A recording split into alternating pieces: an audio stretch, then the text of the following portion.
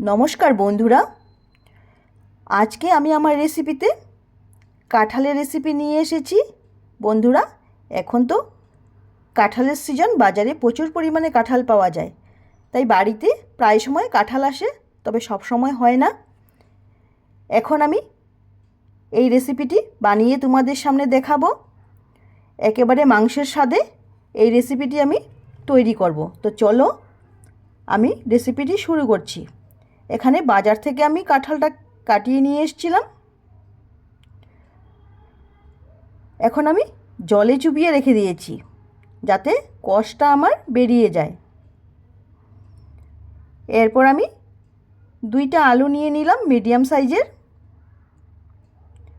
আলুগুলোকে আমি একটু বড় বড় সাইজ করে টুকরো করে নেব। একটা চাকুর সাহায্যে আমি আলুগুলোকে টুকরো করে নিচ্ছি।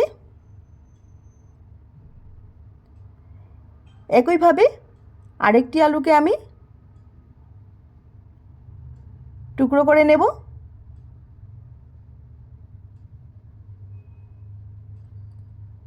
এটাকেও আমি টুকরো করে এখন আমি আলুগুলোকে জলে চুবিয়ে রাখবো, যাতে আমার আলুগুলি কালো হয়ে না যায়।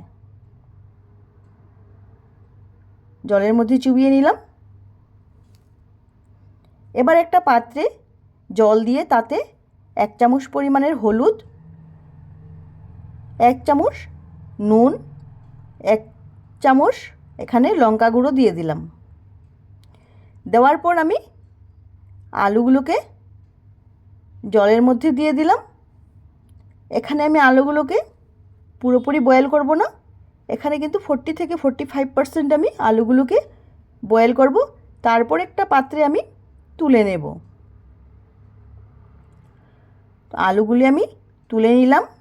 সেম প্রসেসে আমি এবার কাঁঠালটাকেও 40 থেকে 45% আমি এখানে বয়েল করে নেব।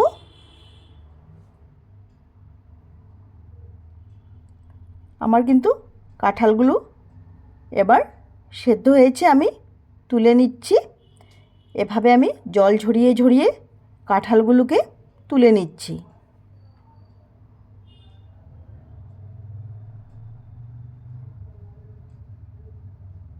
তো আমি কাঁঠালগুলোকে তুলে নিলাম।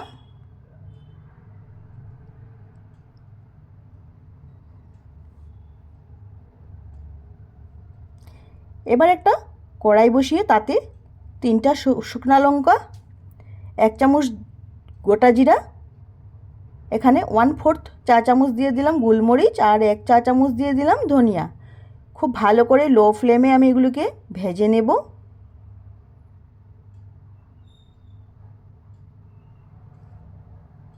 তো আমি ভেজে নিলাম। এবার একটা পাত্রে ঢেলে নেব ঠান্ডা হওয়ার জন্য। তারপর আমি কড়াইতে তেল দিয়ে সেদ্ধ করে রাখা আলুগুলি তেলের মধ্যে ছেড়ে দিলাম। এবার আলুগুলোকে আমি লাল লাল করে ভেজে নেব। আলুগুলি ভাজতে আমার 6 থেকে 7 মিনিট সময় নিয়েছে। এবার আলুগুলি আমার ভাজা হয়ে গেছে, আমি একটা পাত্রে তুলে রেখে দেব। একইভাবে আমি কাঁঠালগুলিকেও ভেজে নেব। তো কাঁঠালগুলি ভাজতে একটু সময় লাগবে।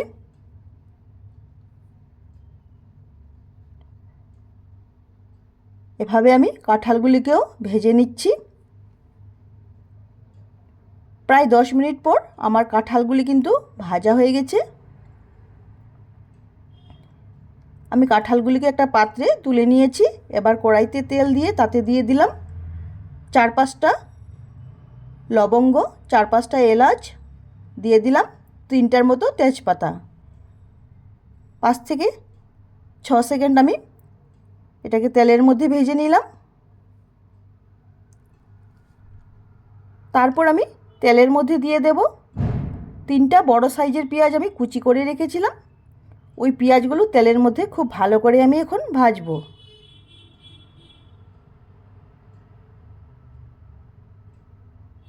পেঁয়াজগুলোকে আমি ভেজে নিলাম। তারপর দিয়ে দিলাম পরিমাণ মতো নুন, জিরে গুঁড়ো, হলুদ গুঁড়ো, লঙ্কা গুঁড়ো দিয়ে দেব। দেওয়ার পর আবারও 2 থেকে 3 মিনিট আমি ভেজে নেব।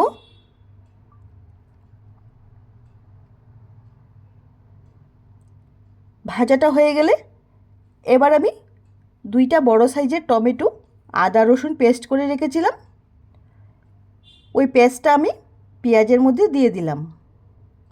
এবার খুব ভালো করে মশলাটাকে ভাজবো। ততক্ষণ আমি ভাজবো যতক্ষণ পর্যন্ত আমার তেলটা মশলা থেকে আলাদা হয়ে না যায়।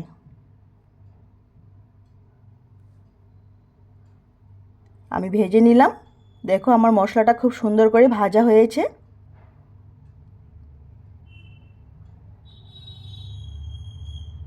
এবার আমি সেদ্ধ করে রাখা ভেজে রাখা কাঁঠালটা মশলার মধ্যে দিয়ে দিলাম আর ভালো করে উপর নিচ করে মশলার সাথে মিশিয়ে নেব। তার সাথে আমি ভেজে রাখা আলুগুলিও দিয়ে দিলাম। দেওয়ার পর আমি উপর নিচ করে খুব ভালো করে মশলার সাথে মিশিয়ে নিচ্ছি। মেশানোটা হয়ে গেলে আমি একটা ঢাকা দিয়ে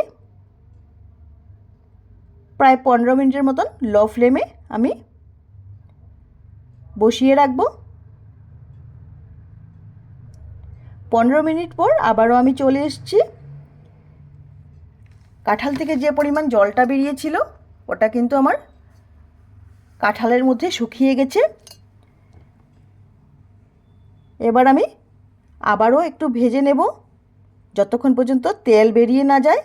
আমার কিন্তু অলরেডি তেলটা আলাদা হয়ে গেছে। এবার আমি পরিমাণ মতন জল দিয়ে দেব। জলটা আমি গরম জল দিয়েছি এখানে।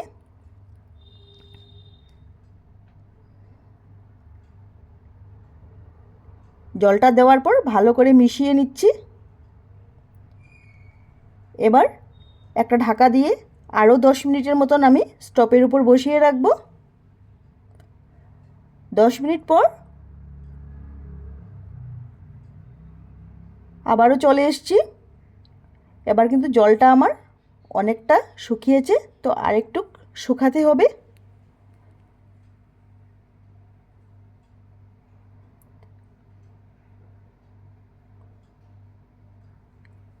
অনেকটা শুকিয়ে গেছে আমার জলটা। এবার আমি যে মশলাটা ভেজে গুঁড়া কুটিয়ে রেখেছিলাম 2 চামচ পরিমাণের, ওই মশলাটা আমি উপর থেকে ছড়িয়ে দিলাম। তারপর ভালো করে মিশিয়ে নেব। তো বন্ধুরা, আশা করি আমার এই রেসিপিটা তোমাদের ভালো লাগবে। যদি ভালো লাগে লাইক শেয়ার সাবস্ক্রাইব অবশ্যই করবে। সবার শেষে আমি দিয়ে দেব এখানে 2 চামচ পরিমাণের ঘি। তারপর ঘি দেওয়ার পর আমি ভালো করে 1 থেকে 2 মিনিট আবারও বসিয়ে রাখব।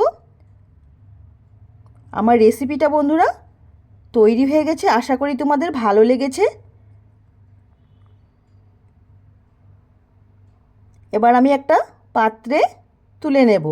বন্ধুরা, আমার রেসিপি দেখার জন্য তোমাদের সবাইকে ধন্যবাদ।